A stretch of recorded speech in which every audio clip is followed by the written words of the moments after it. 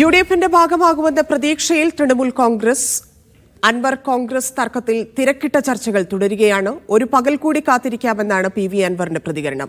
VD. സതീഷിനോട് അയവില്ലെന്ന് PV. Anwar ഇന്നും സൂചന നൽകി. അനുരഞ്ജനത്തിന് സമയമുണ്ടെന്നും അൻവർ നിരാശനാകേണ്ടി വരില്ലെന്നും യു.ഡി.എഫ് കൺവീനർ അടൂർ പ്രകാശ് പറഞ്ഞു.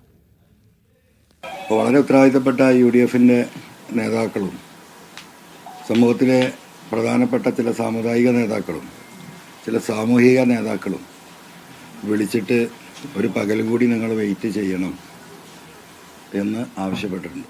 ഈ പകലിലാണ് പി.വി. അൻവറിന്റെ രാഷ്ട്രീയ ഭാവി നിർണയിക്കുന്നത്. വഴിത്തിരിവായത് ലീഗ് നേതാക്കൾ അടക്കമുള്ളവരുടെ പ്രശ്നപരിഹാരങ്ങൾക്കുള്ള അവസാനവട്ട ശ്രമങ്ങൾ. അപ്പോഴും യു.ഡി.എഫ് ഘടകകക്ഷി എന്ന ആവശ്യത്തിൽ നിന്ന് പിന്നോട്ടില്ലെന്ന് ആവർത്തിക്കുകയാണ് പി.വി. അൻവർ.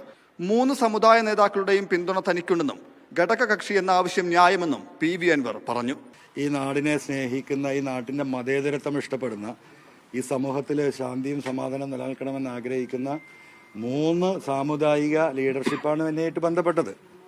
സ്വാഭാവികമായിട്ട് നിങ്ങൾ ഒരു ദിവസം ഞങ്ങൾക്ക് സമയം തരണമെന്ന് പറഞ്ഞാൽ ഞാൻ സ്വാഭാവികമായിട്ട് അത് കൊടുക്കണ്ടേ? അതിനുശേഷം നമുക്ക് തീരുമാനിക്കാം. നിലവിലെ സാഹചര്യം വിലയിരുത്തി തുടർ തീരുമാനങ്ങൾക്കായി TMC പ്രവർത്തക സമിതി യോഗം ചേർന്നു. പ്രശ്നപരിഹാരമില്ലെങ്കിൽ ഒറ്റയ്ക്ക് മത്സരവുമായി മുന്നോട്ടെന്നാണ് TMC യോഗ തീരുമാനം.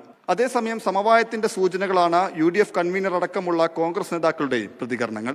പി.വി. അൻവറും ഉയർത്തിയിരിക്കുന്ന മുദ്രാവാക്യവും അതുപോലെ തന്നെ യു.ഡി.എഫ് എന്നുള്ള നിലയിൽ കോൺഗ്രസും ഞങ്ങൾ എല്ലാവരും ഒത്തുചേർന്നുകൊണ്ട് ഉയർത്തുന്ന മുദ്രാവാക്യം ഒന്ന് തന്നെയാണ്. തീർച്ചയായിട്ടും അദ്ദേഹം വരുന്നതാണ് ഇപ്പോഴെന്റെ പ്രതീക്ഷ. അദ്ദേഹം ഇന്ന് വൈകുന്നേരത്തിനുള്ളിൽ പൂർണ്ണമായിട്ട് യു.ഡി.എഫ് ആയിട്ട് സഹകരിക്കുന്നതാണ് എന്റെ പ്രതീക്ഷ.